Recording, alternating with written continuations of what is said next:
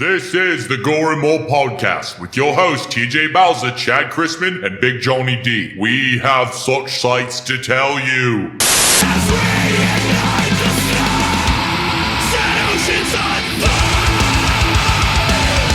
Let the waves melt everything we stand on. Let the tide take it all.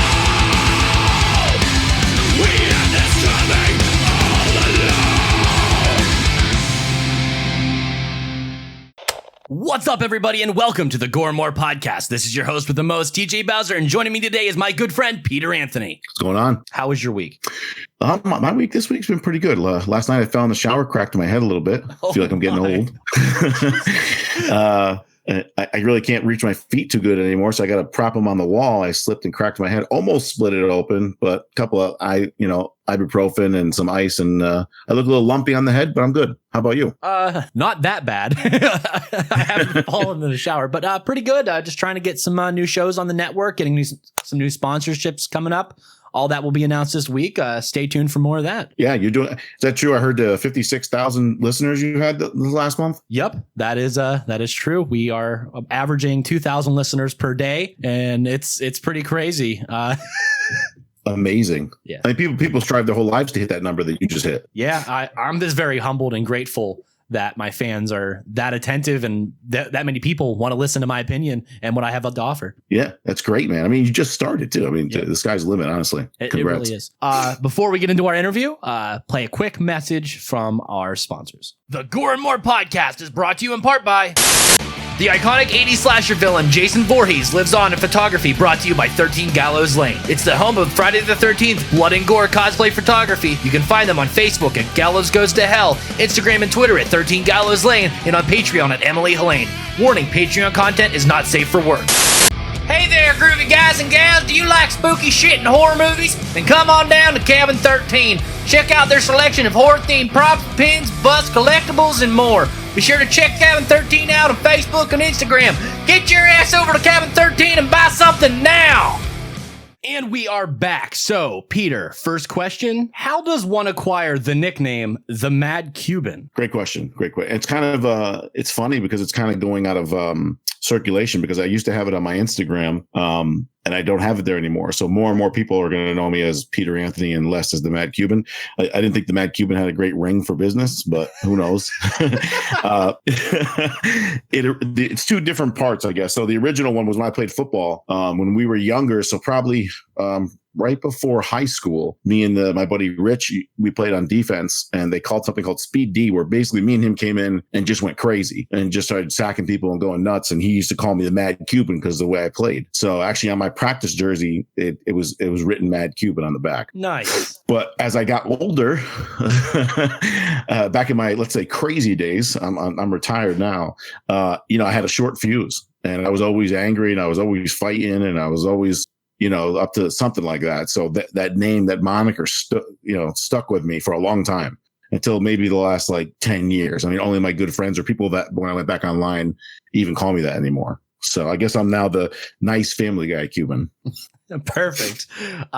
What is Peter Anthony Productions all about? So when I was working on Vengeance, Jason Brooks is a genius. So him and I would go back and forth and come up with ideas, ways to raise money, ways to garner attention, ways to make projects better, so on and so forth. So at one point I was sitting there thinking, well, people get paid for that. So I was like, well, let me just start something small. So I LLC'd myself, and then started getting some projects, and now I got 2 under my belt, and that's the way I want to go. I'm the kind of guy that's 100%. I want it my way or the highway. So when there's multiple people involved, it doesn't always go your way. When it's all you, it's 100% on you to get it right. So I'm confident that if everything's on me, I can get it right, hopefully. So I like it better that way. I could sleep at night without turning into the Mad Cuban. Perfect. How did you get involved with Slashing Cast? Good name, by the way.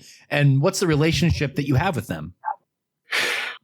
They don't even know this. So Riley and Nick, I used to be fans of theirs. So I used to watch when the game, Friday the 13th, the game, I played it for the last 2 years. I had my own tournament online. They would review it. and they would review other stuff too, but they were pretty good. And these guys are young, really young. And their knowledge of the Friday the 13th franchise and horror in general was impressive. So one day I saw one of their podcasts about the game, and then I just kept following them from there on. When I became the marketer of Vengeance, I reached out to them because I wanted to try to give them some info and get in touch with them on the podcast. And we became, friends, talked about the industry, so on and so forth. And then the project came up with Steve Dash. And that was my first Peter Anthony Productions, where I said, hey, can you help me? I'm not great with the computer, but we have this interview that Vengeance and Jason Brooks and Jeremy and Dustin gave us. And I have this, and this, and can you make something? And we went back and forth, and we came up with that documentary, which I thought was great. I thought Nick and Riley did a great job of that. Very well done. What is the story concept of your upcoming film, The Fall of Camp Blood? Do you want the campground voice verbatim off my phone, or you want me to say it? Just say it. So it's basically after the events of the final chapter. It's about a year later. The camp has been shut down.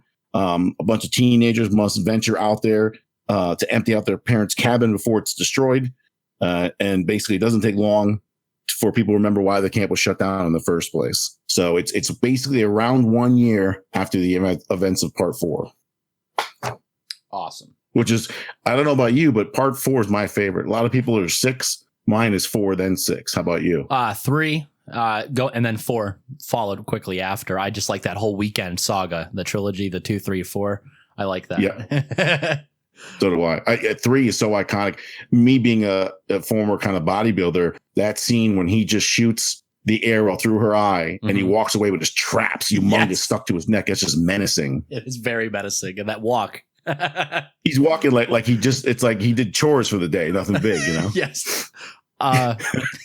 Tell us more about your role you play in The Fall of Camp Blood. Okay, so we got to be tricky on that. They won't let me give away too much. We're going to release it on the site.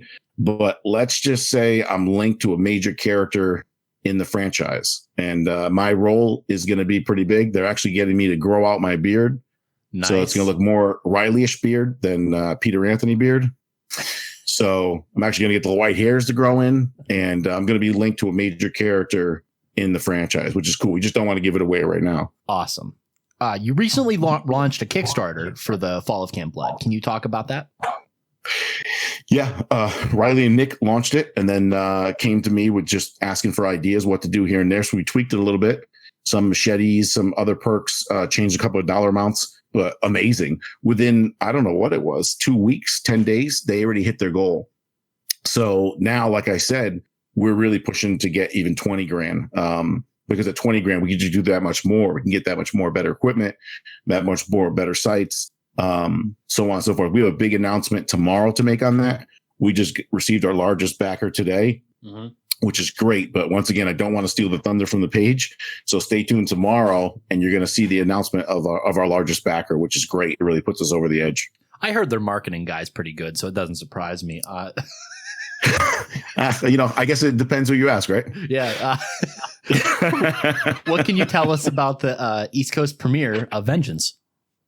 Oh, so Jason and Sean Lutzis, the producer, they're going to be tasked for doing the West Coast premiere. So I don't know. I was like, man, I got to have an East Coast premiere. So because the East Coast, if you're not from the Northeast, horror here is huge, and Friday the 13th here is humongous. Especially because Part 2 is Connecticut, where I'm from, and then New Jersey. For one, it's just so much bigger over here than it is over there.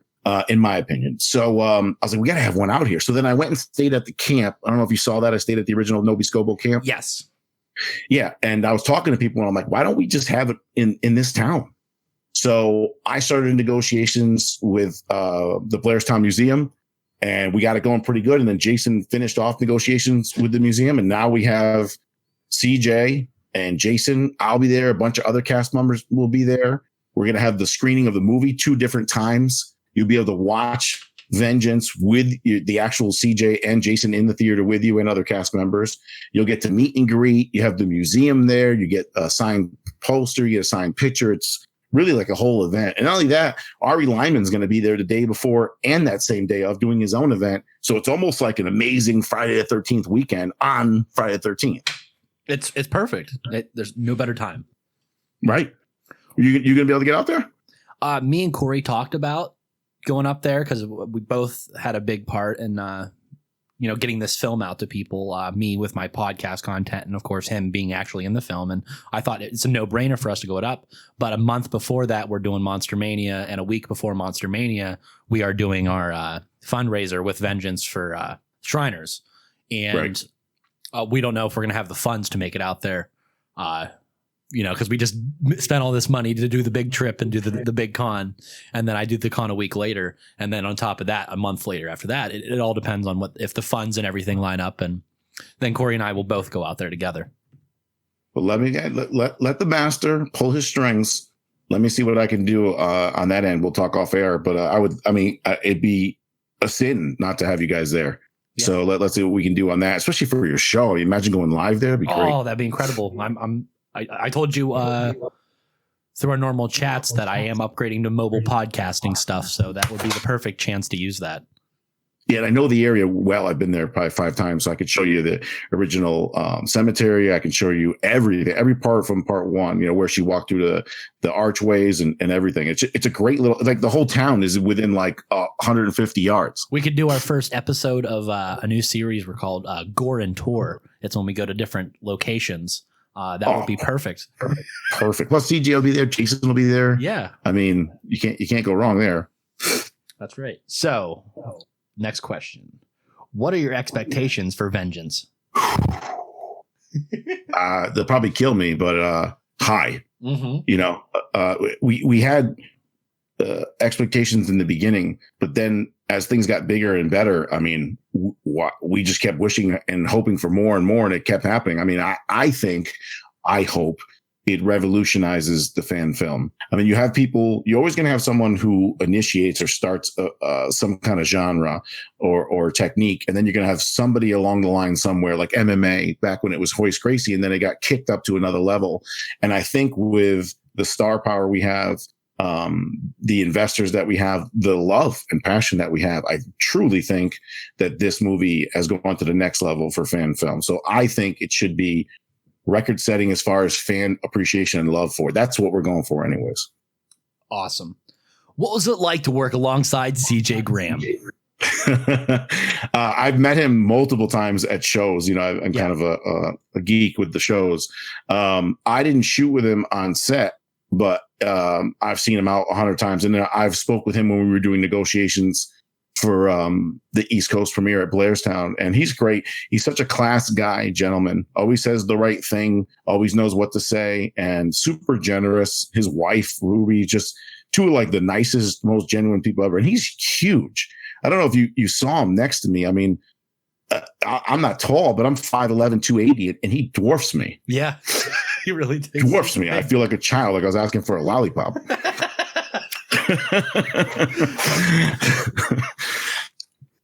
So what was it like working with an iconic character like Jason? Oh, for me, man, it's a dream. If you follow me now, me and you have become good friends. Mm-hmm. I've been a Jason fan since I was 6 years old in my basement with a mask on watching it. Back then, like I've said before, I'm 43 years old. When I was 6, it wasn't cool to watch horror. Like nobody's parents watched horrors from the 60s or 50s, really. Yeah. So you were weird. You weren't cool. Where now it's quote unquote sexy. You were different back then. So if you really watched it and you snuck out and or rented the movies, it's because you loved it. So for me to do that and then go to cons and then become friends with Kane and other figures in the franchise, and then for this to come along, man, it's like a dream come true. Like pinch yourself.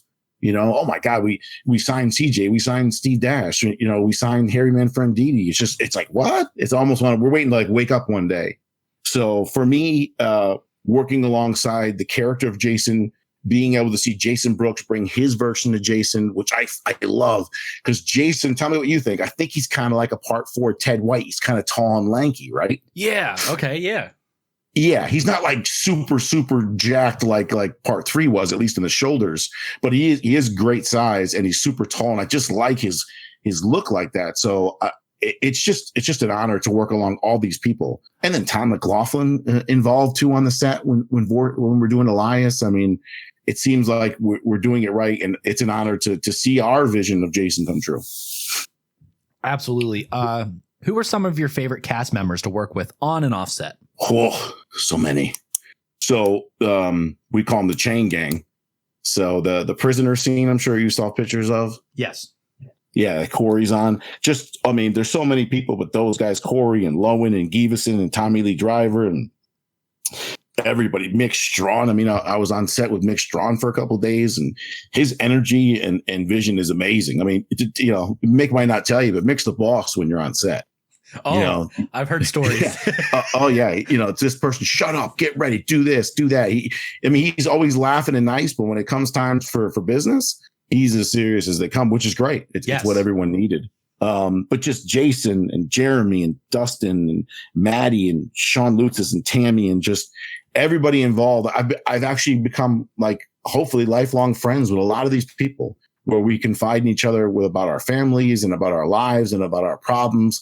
Me recently with the passing of my friend, half of the crew reached out to me and called me, and Marco Polo apped me and wanted to make sure I was okay. That's amazing. That's amazing. People are halfway across the United States. So I'm blessed.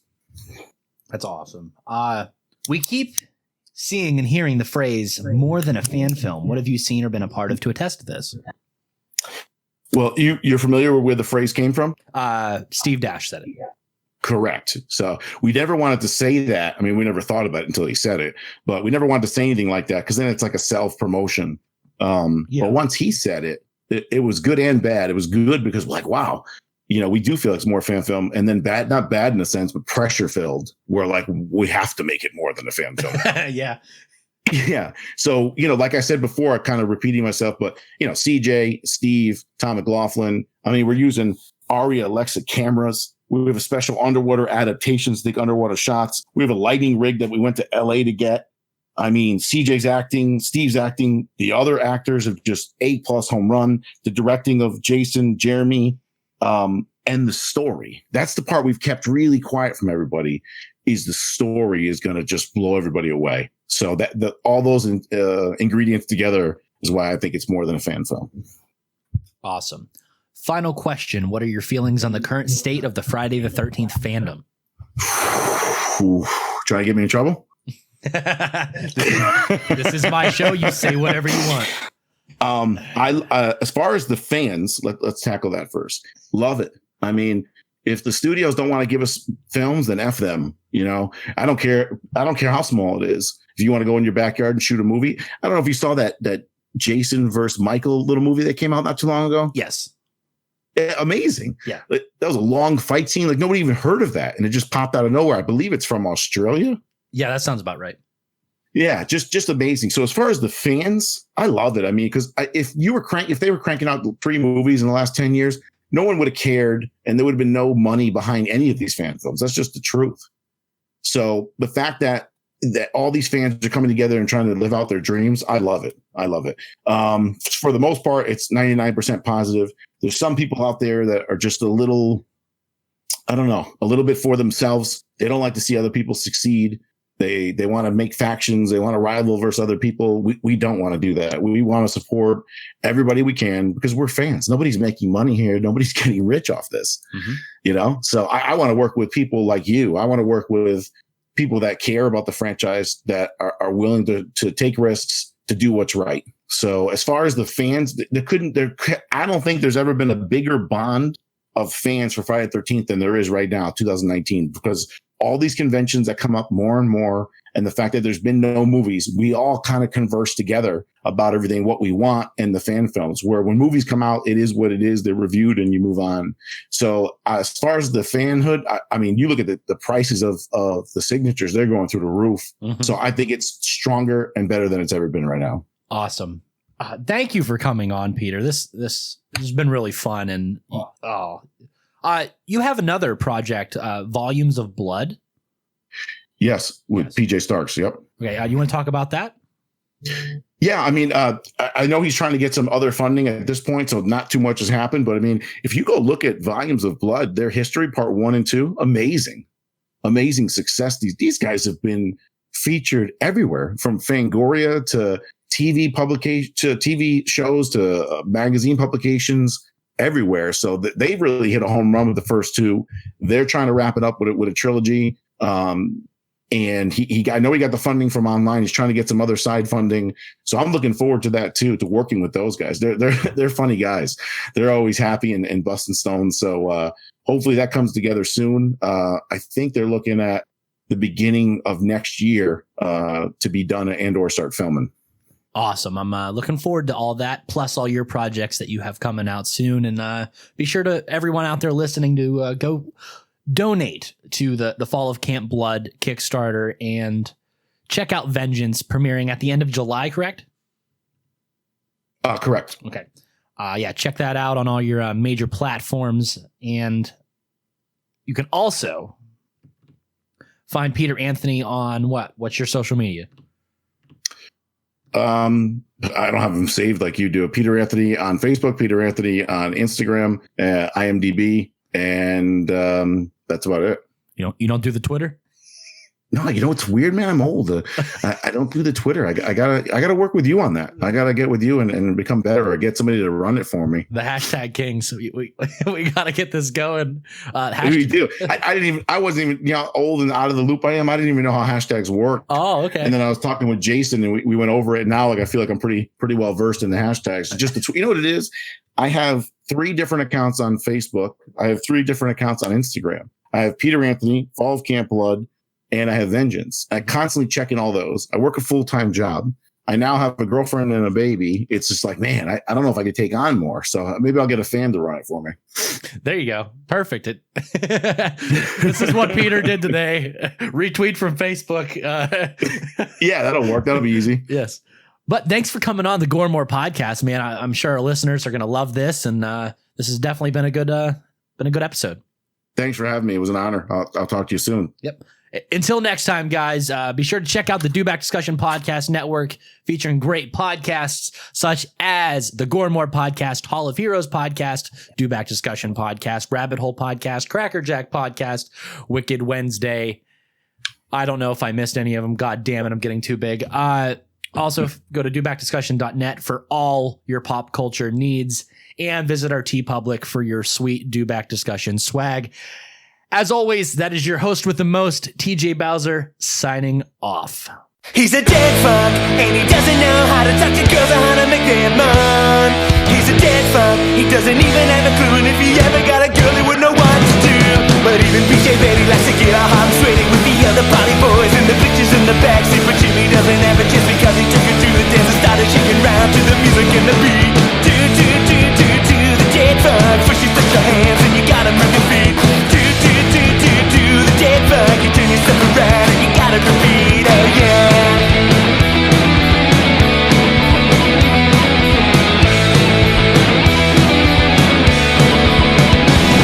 He's a dead fuck, and he doesn't know how to talk to girls or how to make that come. He's a dead fuck, he doesn't even have a clue, and if he ever got a girl, he wouldn't know what to do. But even Toast Computer says that Jimmy's such a loser, and he'll never get a chance for a hand in the hot sheets. Jimmy doesn't have it just because he took her to the dance and started shaking round to the music and the beat. Do the dead fuck, first you touch your hands and you gotta move your feet. Do the dead fuck, you turn yourself around and you gotta repeat. Do the dead fuck, first you touch your hands and you gotta move your feet. Do the dead fuck, you turn yourself around and you gotta repeat, oh yeah.